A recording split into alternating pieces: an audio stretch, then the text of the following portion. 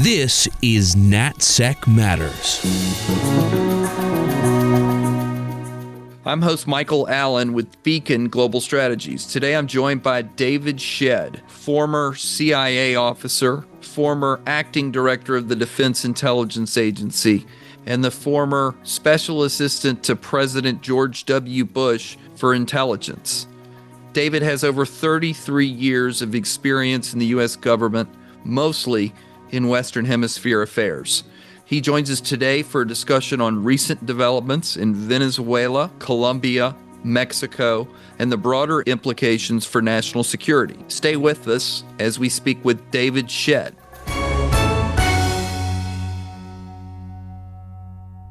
David, welcome to NatSec Matters. Thank you, Michael. Delighted to be here. David, so glad to be back together with you. We were, of course, White House colleagues and worked together also when I was on the House Intelligence Committee and you were at DIA. And you were the perfect person with your considerable background in government and out of government on Western Hemisphere affairs. So we have any number of topics we want to get to. So let's get right to it. First with Venezuela. There's so much going on.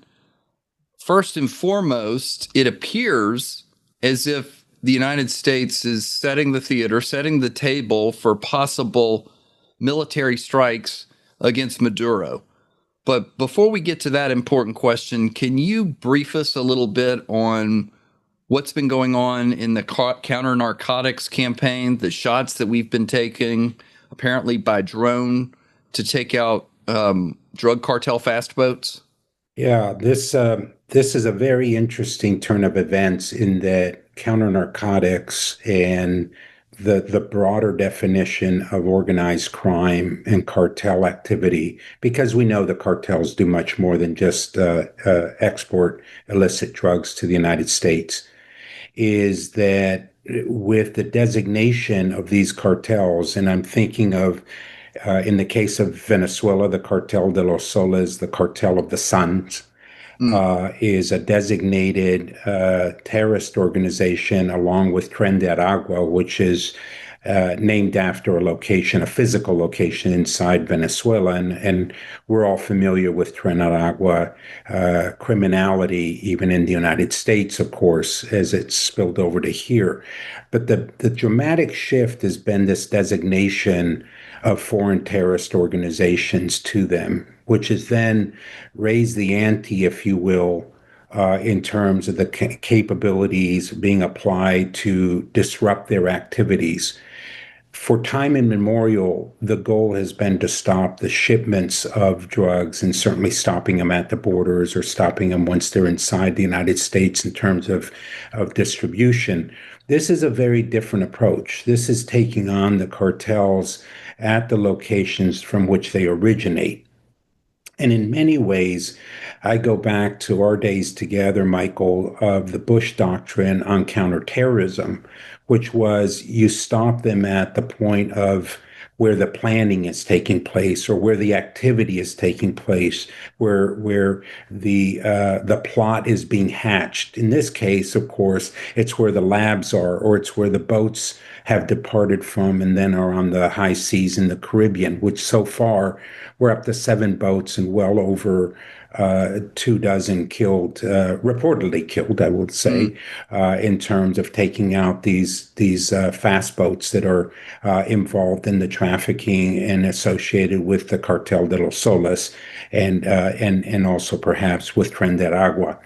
So what you see is a decided shift to taking the fight to not only stopping the transport of the drugs in seizing the so-called merchandise that the boats have, but taking out the purveyors of the trafficking themselves. And that is a significant shift. And this really began with the Trump administration's informing Congress that the United States is in a formal armed conflict against drug cartels, as they have been now named as unlawful armed combatants. The United States, therefore, has initiated this military campaign And just to give the audience a sense of what we're talking about, 8 U.S. Navy ships in the area of the Caribbean offshore from Venezuela, an attack submarine, F-35s, spy planes known as the P-8s, are up there in terms of signals collection, presumably. And then you've already mentioned this, the MQ-9 Reaper drones. You mentioned drones, but they're very advanced drones. And so what you have is really a significant size presence to undertake this disruption toward Venezuela. And I think probably Colombia is next in terms of the focus of this. But let's really hone in on the fact that there is a material change in how this is being executed in terms of counter-drug operations by taking it to not only Yeah. the source, but the individuals undertaking the trafficking. Well, the point about President George W. Bush is a good one, because I think President Trump is also saying this is a new paradigm, or we're adopting a paradigm more like the global war on terrorism, in that we are not just going to pursue this by criminal means. We're not just going to have the Coast Guard involved here. We're putting the U.S. military in the driver's seat and putting the intelligence community on this as well. Help us understand, though. I mean, critics of this operate, and I want to get to our broader interest in Venezuela in a second, but can we just nail down this? Critics say Venezuela is not that involved in the drug trade. It's Colombia, and I know there might be a fair amount of cooperation maybe going between the two. But first, tell us about Venezuela and the narco trade.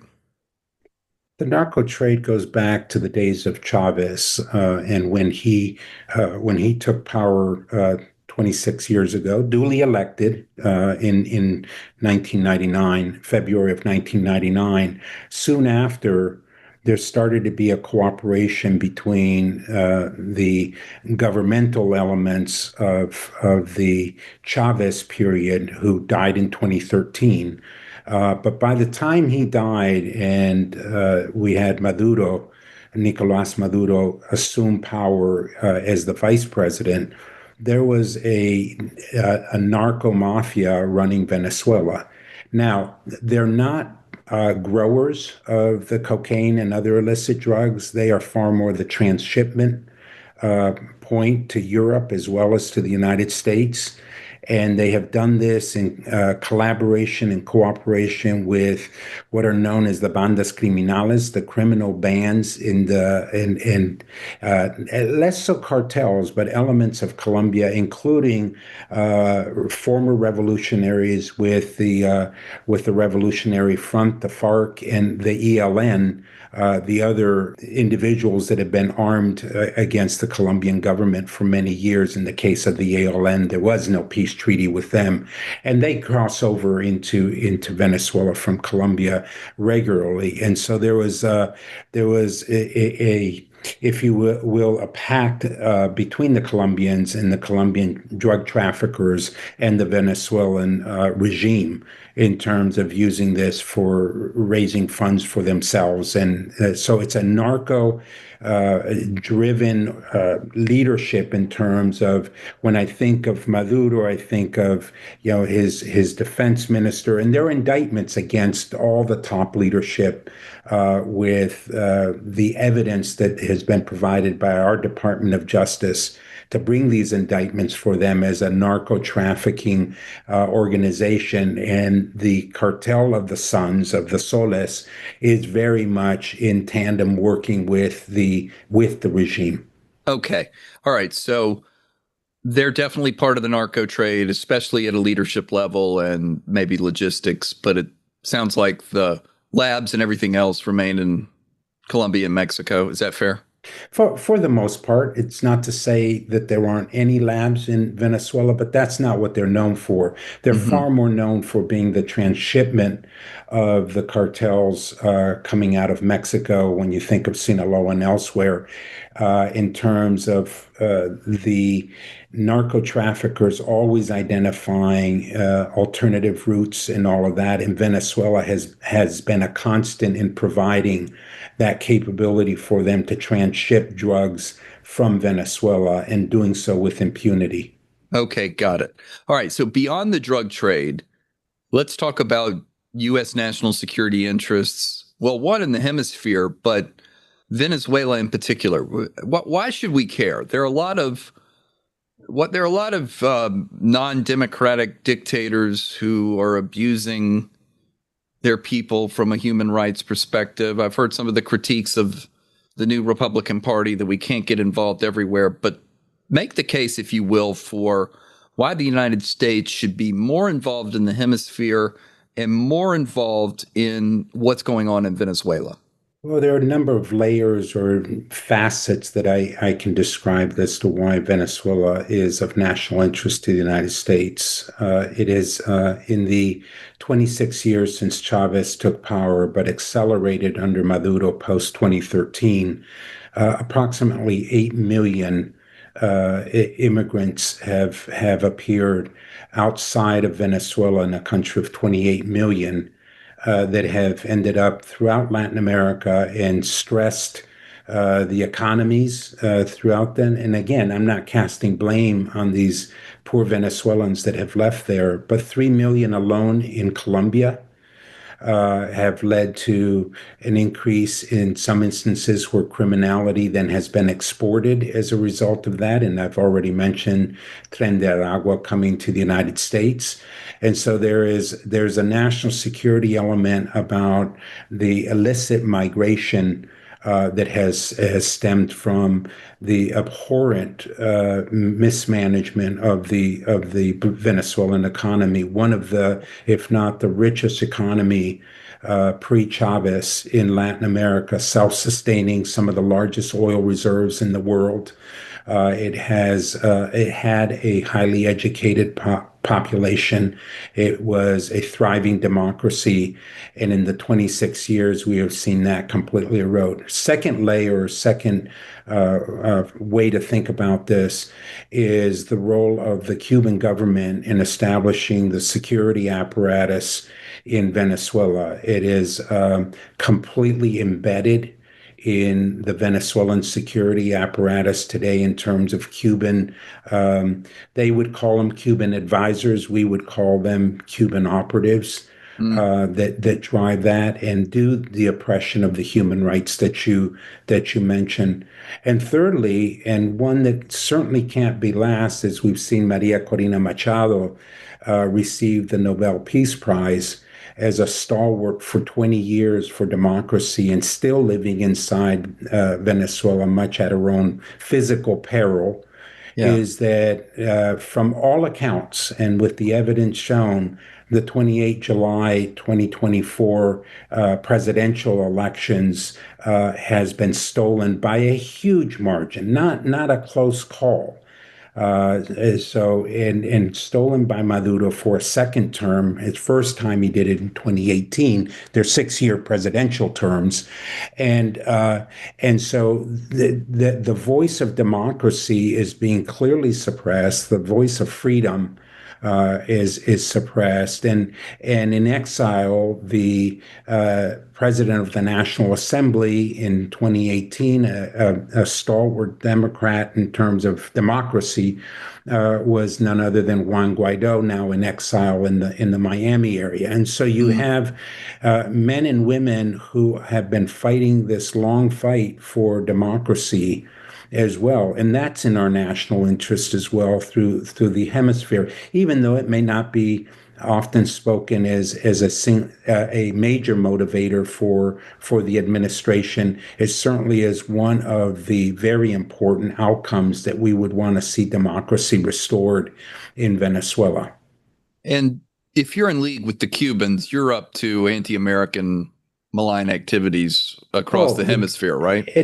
Look, Michael, they're the tip of the iceberg. You have the Russians as well. You have the Chinese, and interesting enough, you have Iranian presence in Venezuela in a way that they have used the territory to, again, increase malign activity throughout the region, and to export violence, as we've seen as far away as Chile, in Venezuelans being killed.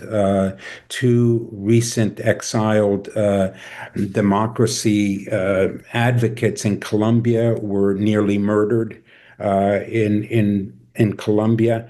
This is the doing of not only the Venezuelans, but the puppet masters in the background when it comes to security. And I would put the Cubans at the top of that. They Yeah. have 70, 65 years of practice in doing so. Yeah. Okay. Let's get to current events.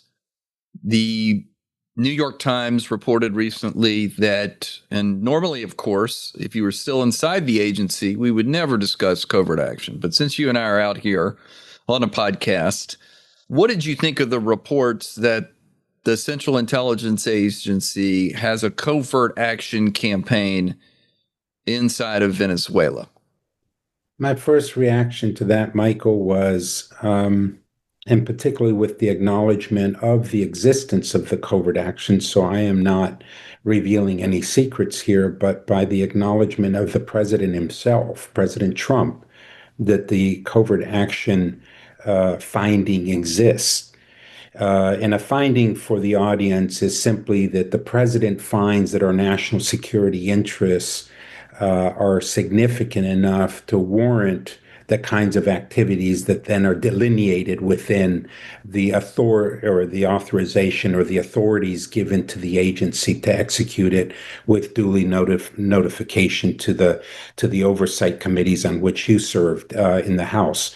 And so what we're talking about is an acknowledgement that in the first instance, my reaction was, I think this is part of the scare tactics, psychological operations against Maduro himself, because there is a long history of CIA activities: 1954 in Guatemala, Chile 1964, 1970, 1973 in Chile, in terms of covert action. If there's one thing these autocratic regimes fear, is that CIA is going to come to get them. Yeah. And so there is a bit of a messaging issue in acknowledging this. I don't sit in a policy seat, so I am not well prepared to say, was that a good idea or not, since I don't know what the objective was, but that was certainly my first reaction. The second reaction is, if you go back to this significant pivot to the application of the counterterrorism type designations and activities against them, then it makes perfect sense that that would be somewhat buttressed by having a covert activity or set of activities aimed at undermining the Maduro regime. What might that look like? Well, the first thing you would try to do is, of course, drive a wedge among this narco kleptic leadership inside Venezuela, in that you want to foment distrust among them, and that one is going to break and somehow come out and identify himself or herself as someone who is turning state evidence against the regime or against Maduro himself. The other thing that you'd want to do is, it signals strong support for the opposition, which is still relatively vibrant inside. It certainly is outside. And since the July 28th, 2024 elections, quite unified. Mm-hmm. Interestingly enough, it took those elections, and Edmundo Gonzalez, the duly elected president, now in exile in Spain, is someone who, my understanding, is prepared to return to Venezuela if and when the conditions and the physical protection can be provided to him. And obviously, Maria Corina Machado, whom we've already talked about, plays a significant role in rallying the opposition inside, given her courageous stand for democracy. So I think the easy thing to do, Michael, is to gravitate toward thinking that it's all about the anti-Maduro regime covert action activities. It could equally be that it's in support of certain things that the opposition would be able to do, but not Mm. publicly acknowledged. All right, that's a great point. Let me ask you about one other thing, because President Trump mentioned as well that obviously the Navy and others are having tremendous success in the air. And he said, we're working on the ground. And of course, it's not classified to note that the Central Intelligence Agency historically has had a paramilitary force. Sometimes it goes in on its own operations, other times it helps train indigenous forces. Do you think that's something, maybe training of opposition forces, that might be something we're engaged in? I certainly do. And I would hasten to add that in the 25 years since 9/11, one of the areas, and I don't want to get the audience confused about various titles and authorizations, but let me just point out two that really do matter. There are authorities that in statute belong to the intelligence community, and in particular the CIA, under the National Security Act of 1947. And then, of course, there's statutes that belong to the Defense, the War Department, as it's called now. And the hybridness of training, or the hybridness of doing these under respective authorities, or ceding the authority from one or the other, depending on what the challenge is and what the objectives are, is something that I certainly could envision. In other words, not limited to CIA paramilitary activities, but jointness with DoD in certain ways, under which, if you take the 2011 Abbottabad raids on the compound that got Osama bin Laden brought to justice in his death, we know that you can transfer those authorities to do certain things. And given the significant presence of military personnel in the area, of which, my last count is upwards of 10,000 in the area, I wouldn't be surprised that there might be some jointness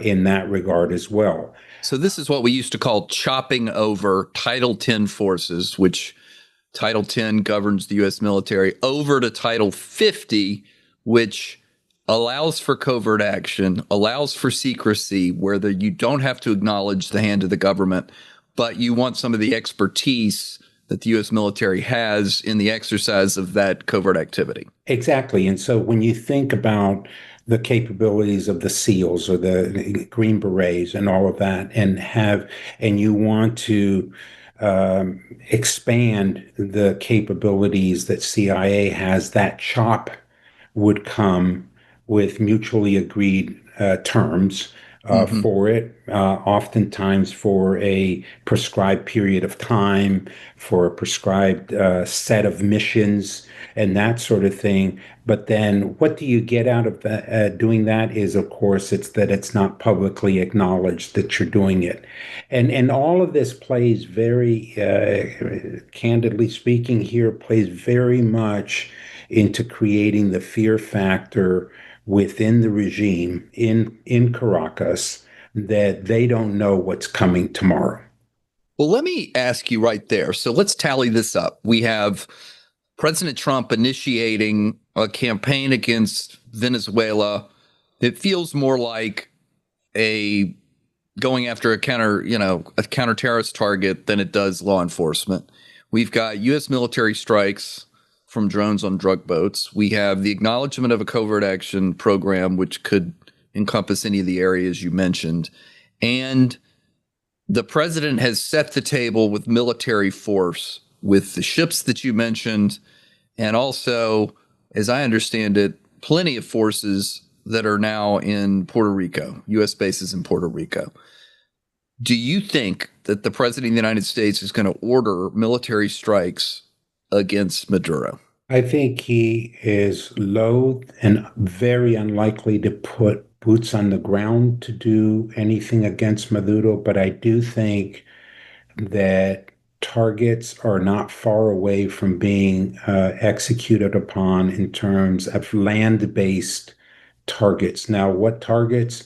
We're back to this designation of the Cartel de los Soles, the designation of Tren de Aragua. So could you envision their headquarters? Could you envision the landing strips being hit? Could you envision? Yes, and I do. I don't think this is going to be limited over the short term to medium term, as in even this week or the following week, to not prosecuting on land targets for it.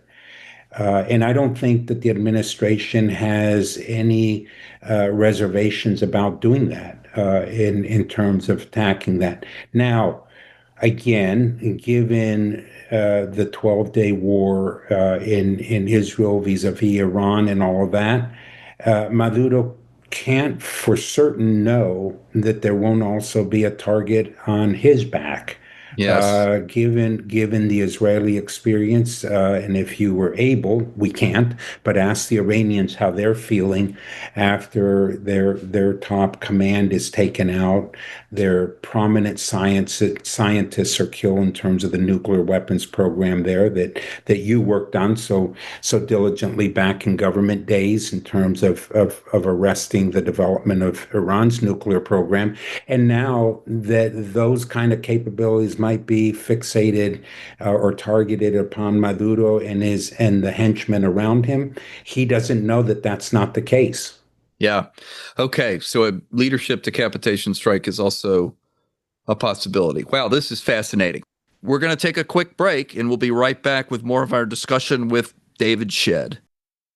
If you're looking for a way to make a difference this Veterans Day, consider the work of Hero Dogs, a local DC nonprofit that improves the lives of our nation's heroes by placing skilled service dogs with veterans and first responders living with disabilities. Beacon Global Strategies is proud to sponsor our very own hero dog, Ginny, who's currently trained to support a future veteran. You can follow Ginny's journey on Instagram at Hero Dogs Ginny. That's at Hero Dogs Ginny, Ginny with a G. To learn more about how you can help make a difference this Veterans Day, please visit www.hero-dogs.org. Happy Veterans Day. Okay, so President Trump in recent days has also been talking about Colombia. Now, this, I think, in most Americans' minds is the real locus of cartel activity.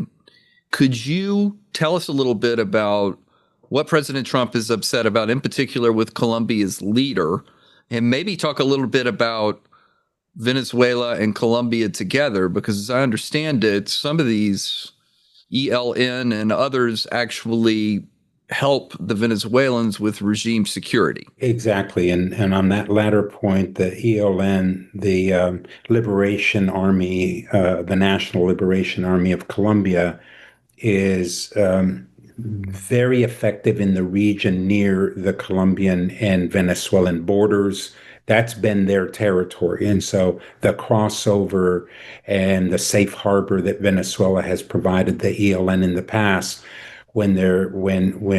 before President Gustavo Petro of Colombia was in power, he's in a 4-year term and he's about 3/4 of the way through his term.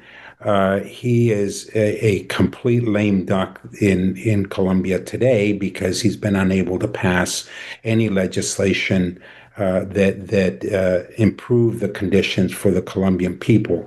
But more to the point, he has been ineffective and has intentionally been an obstacle to the counter-drug missions by the national police and the army, which has been the two predominant players in Colombia historically under what was known as Plan Colombia until about 2016 or so, when so-called peace broke out in the agreements between the Colombian government at that time and the FARC, the much larger revolutionary militias that were threatening the government of Colombia years back. And so the United States has long supported, through a certification process, that Colombia was doing what it could on eradication of the coca and other illicit drug activities and working in cooperation with the United States.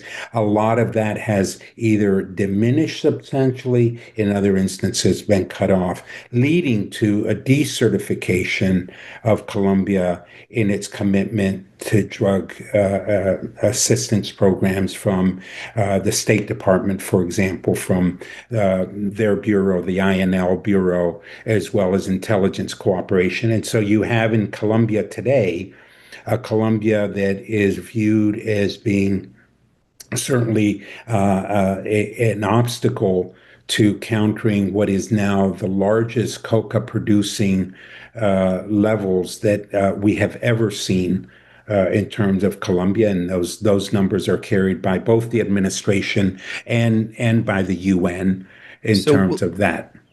Just sorry to just interrupt here a little bit. Is Petro corrupt? Is he taking money from the cartels? Does he just not like the United States trying to run his country through our historic training and law enforcement and intelligence role? And as you mentioned, Plan Colombia, like what's going on? Well, let's not forget, Petro's pedigree is that of a revolutionary himself, a Marxist revolutionary, who there are strong indications with multiple investigations underway of corruption directly related to him, certainly through his son, who has begun to turn state evidence against that, going back all the way to the election itself, or the election period in which Petro was elected.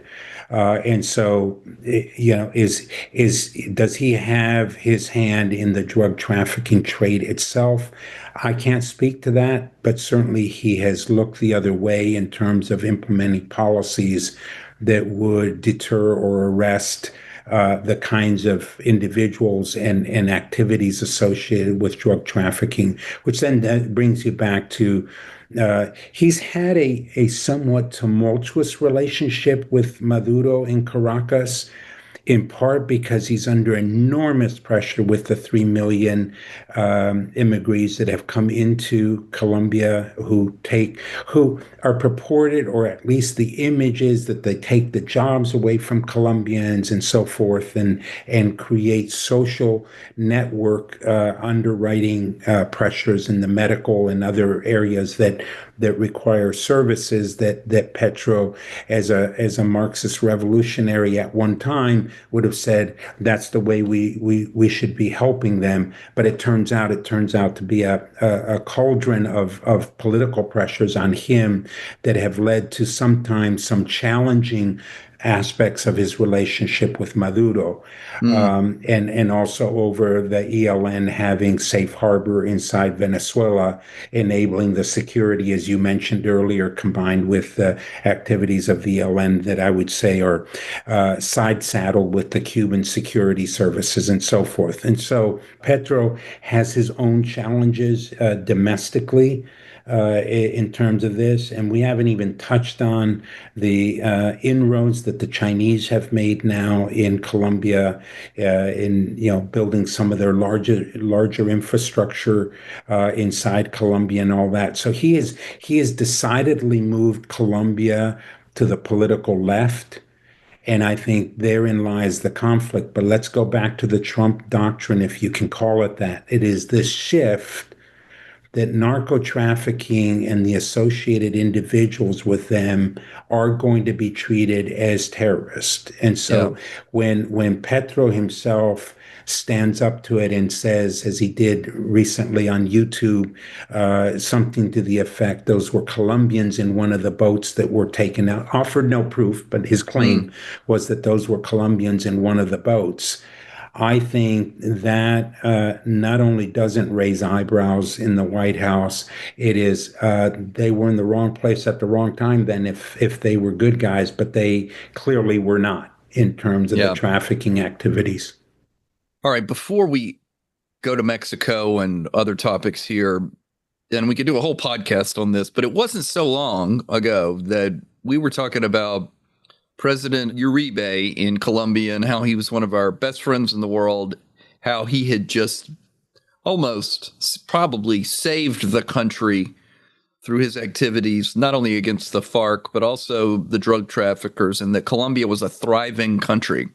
What happened? Well, we have all throughout Latin America, and these are my studies of having been born in Bolivia and lived in Chile for many years, in Argentina and Uruguay, and still do a lot of work there, is that you have enormous challenges still with income disparity. You still have, when you think of Venezuela today, an estimated 54% of the population is in abject poverty.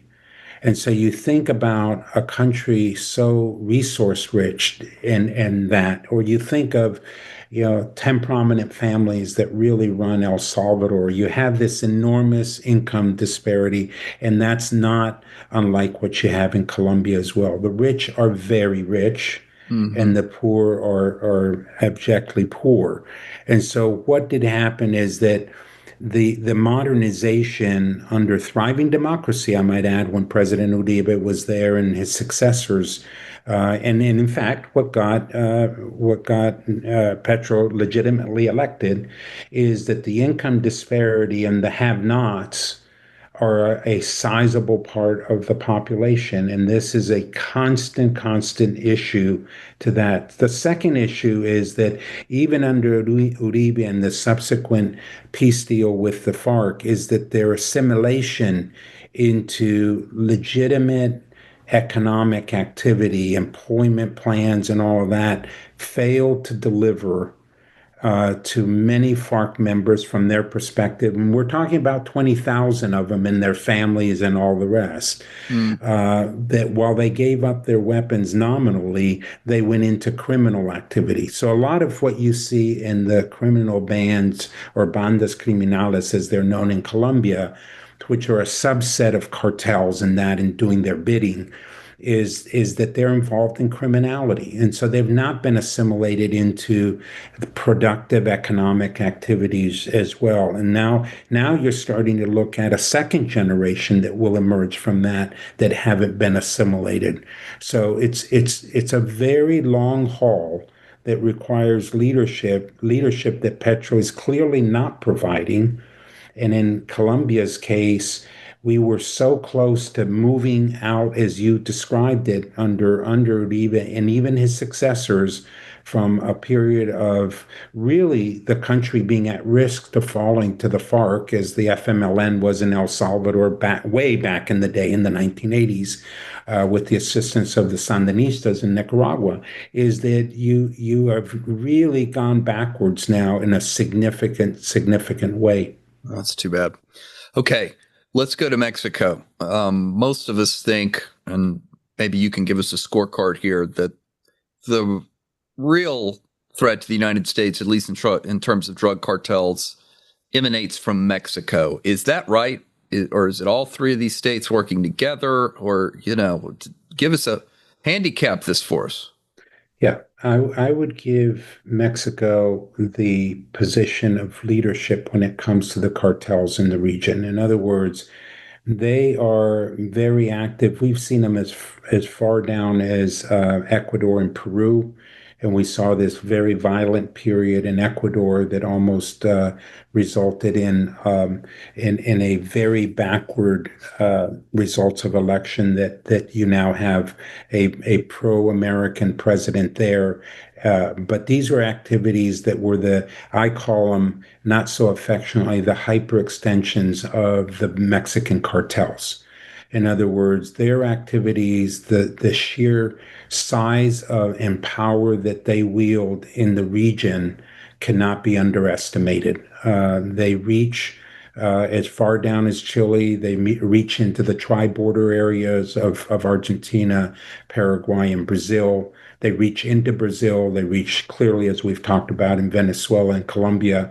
And so Mexico is the pinnacle of the issues. And that is because after decades, frankly, and the last 6 years under López Obrador, affectionately called AMLO by his initials, He had very much of a policy of open hands to the cartels, and no bullets, but abrazos, as he would call it, hugs, Mm, but no bullets.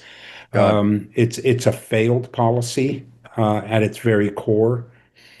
These cartels thrived in human trafficking during the previous administration, and I don't want to make this political, but the fact is, when you're getting anywhere from $10,000 to $30,000 a person to be trafficked through Mexico, and the cartels are collecting that per person, Yeah. that's a lot of money. So Yeah. it's not just a drug trade. It's not just weapons. It's much, much more. And they thrive in their environments of buying off political leadership of a country where that I love, but lived there for 5 years and knew full well that when you were talking about areas where the narco traffickers were thriving, but the government, speaking of the governor and the local government, or even the federal government and the law enforcement aspects had no problems working there, it meant that there was a deal. That there can Yeah. be no other explanation for it. In that today, very sadly, under Claudia Sheinbaum, who's been president since December of last year, you have a largely ineffective financial intelligence unit that's known as the WEAF in Mexico. It's moribund in terms of going after the money. You and I both know ultimately you have to go after the money. You have to go after the lawyers who provide the fronts and all Launder the it. rest Yeah. of it, and the Hmm. laundering, and all of that is in really, really bad shape, which really puts her and frankly the Trump administration in a really precarious situation or delicate situation in terms of the partnership between both countries, because you and I both know Mexico is as much a domestic U.S. policy issue as it is a foreign policy issue. Right. Right. Okay. Let me ask you. Well, first, I think you would just probably agree that Claudia Sheinbaum is at least doing more than AMLO did. But Absolutely, she is is. okay. Is Mexico a hollow state that's secretly dominated or openly and notoriously dominated by the cartels? I think it's schizophrenic. It's a country in which, under USMCA, it's obviously thrived in its growth and a larger middle class, although income disparity, as AMLO ran on that and ruled under that in terms of trying to bring up the lowest of the low, particularly in southern Mexico with income redistribution in that. So it's a country in where 130 million ish in population is a country where the vast majority are very hardworking, flag loving, pro American at their core, although there's somewhat of a schizophrenic view of their northern neighbor, of course, in all of this.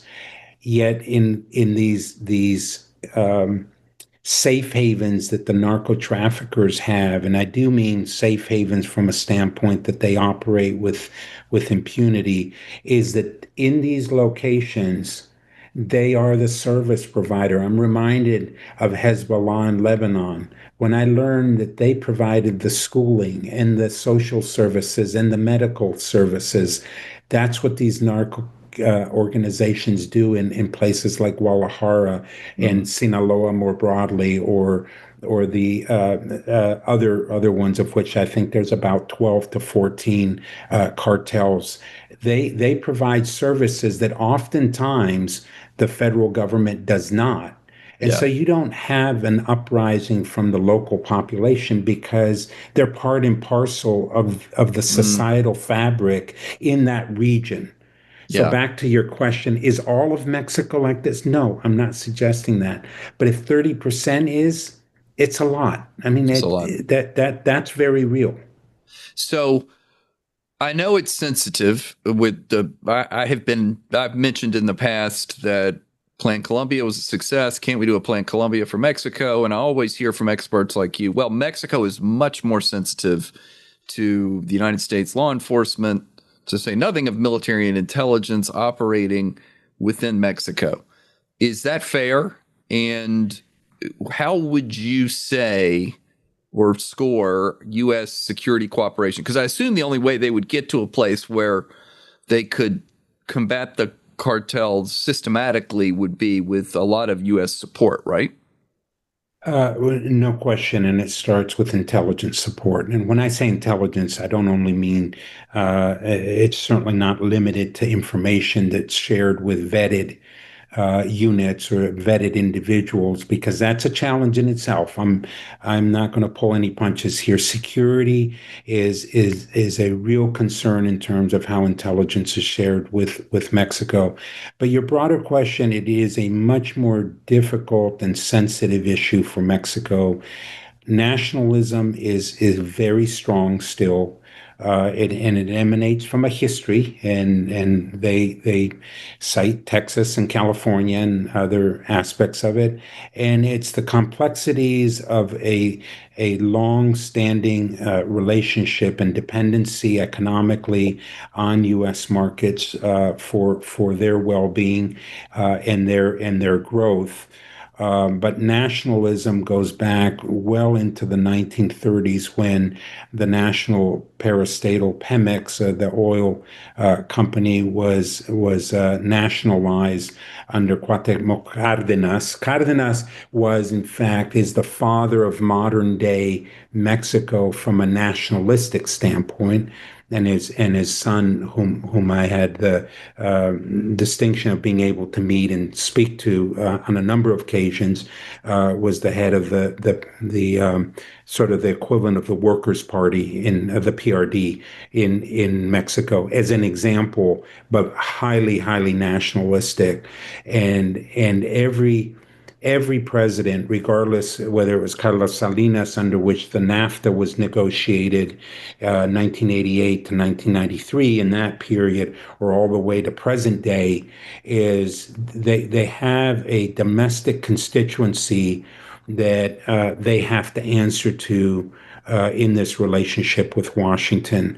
What I find admirable about President Sheinbaum is that she has defied conventional wisdom, that her ideology, which was largely forged through communist parents, she was part of the protests in the 1970s and in Tlatelolco, in which a number of students were killed, and then at Berkeley, is that she has not played her ideological card with Washington, but is a pragmatist in many ways. There is no indication that she is somehow beholden to the narco-traffickers. I would characterize her as a technocrat, very capable in her own right, but challenged by a movement, now a party known as Morena, that elected AMLO first, and now this, which is a number of ungenerated but regenerated former priistas, the party of power for 70 years in Mexico, are now Morenistas. So they're with Morena. And so that's a base, though, that is far center left. And so when you think of what she has to grapple with in terms of the base of the movement, now Party Morena, and her realpolitik of governance, there's a big challenge there, and I think the personal relationship that she appears to have forged already with President Trump is to her benefit as well. And of course, the Mexican economy is why she needs that to actually succeed. So she's more helpful, or at least more inclined to be cooperative within the limits of Mexican nationalism than was AMLO. So that seems like good news, but it still feels like a pretty big deficit here of the kind of given what we need and given what's on offer in Mexico. Is that right? I think that is right. But I would say that you can probably get away with a lot of cooperation with Mexico today that you couldn't under AMLO, who frankly just didn't care or wasn't asked or didn't never felt the pressure to do so the way this administration is doing in terms of the close down of the border. How interestingly, the border's been able to be closed. We often talk about it on our side. It was closed on the Mexican side. So Right. this idea that the long marches coming up through Mexico have ended. Yeah.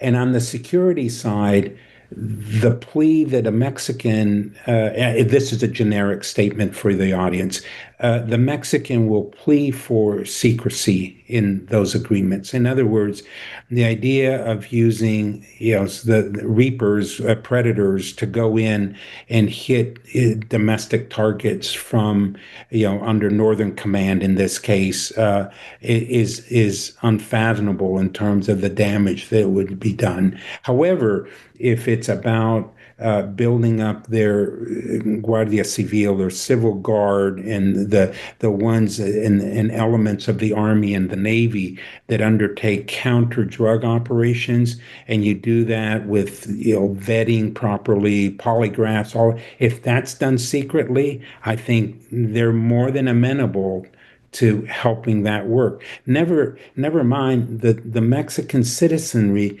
does not want to see 40,000 to 50,000 killed in narco warring. I Yeah. mean that, so it's natural that they want some level of cooperation to deal with what is a largely out of control domestic problem. So it's really going to take some deftness from the Trump administration on working this relationship with Claudia Sheinbaum and her administration so that we can not only help with intelligence, but maybe actually covert force or clandestine force to help her with the cartels. And I think the audience needs to reflect on this. She is not immune from watching what's happening in the Caribbean. Yeah. And she knows that that's a byproduct of what comes out of Mexico to some degree. I'm not saying there's direct linkage. All of Mexico is in Venezuela. But as we've already discussed, via Colombia or via other locations in Central America, that egress of drugs going through Venezuela and the actions being taken by the Department of War, and then whatever the covert that we've already talked about pertaining to Venezuela implies, is that she doesn't want to be next.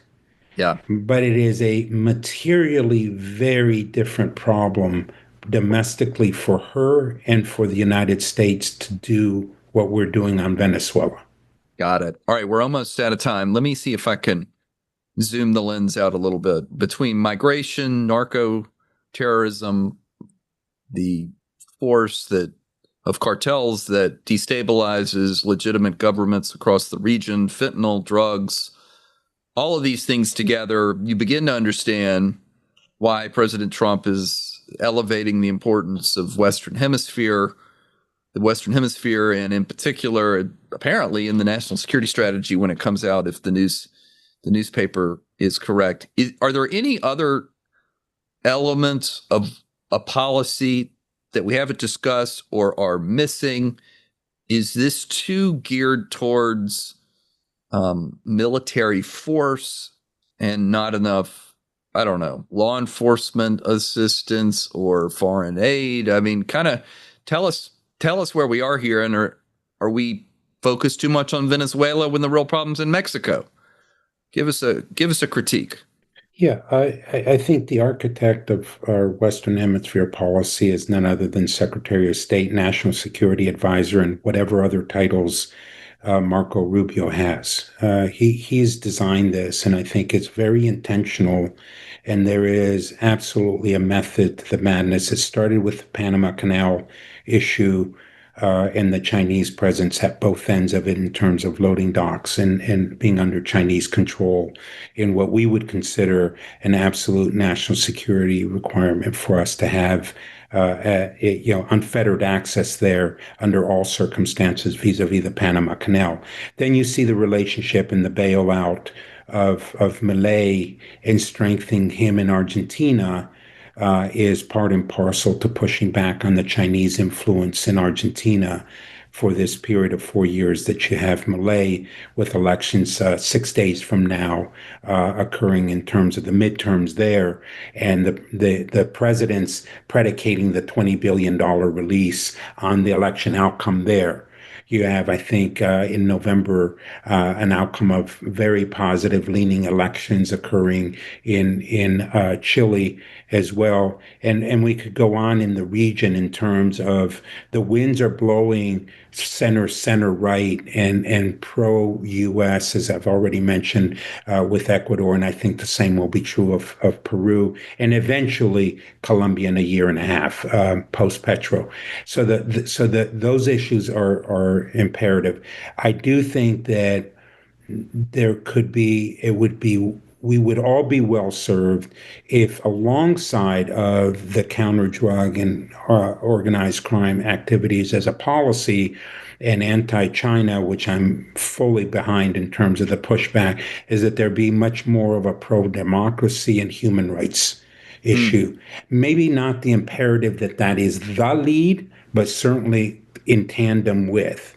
In other words, the beneficiaries of Venezuela, like I said on my third point about why it's a national security interest to us, is the restoration of democracy. And so getting the administration to actually project that is an element of positivity in terms of driving in the region will actually increase the alliances with the United States rather than weaken them.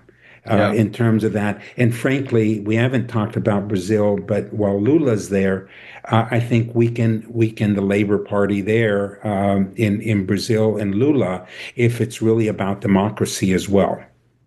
David, this has been a tour de force. We need more time with you. I know we'll have you back to discuss these other countries and other dynamics as we go forward. Thank you so much for joining NatSec Matters. Thank you, and thank you for focusing on the Western Hemisphere. That was David Shedd. I'm Michael Allen. If you enjoy listening to NatSec Matters, please leave us a rating and review. We'd love to hear from you. If you're interested in becoming a sponsor, please email our team at bgs@bgsdc.com. You can also find this email in the show notes. Please join us next week for another episode of NatSec Matters.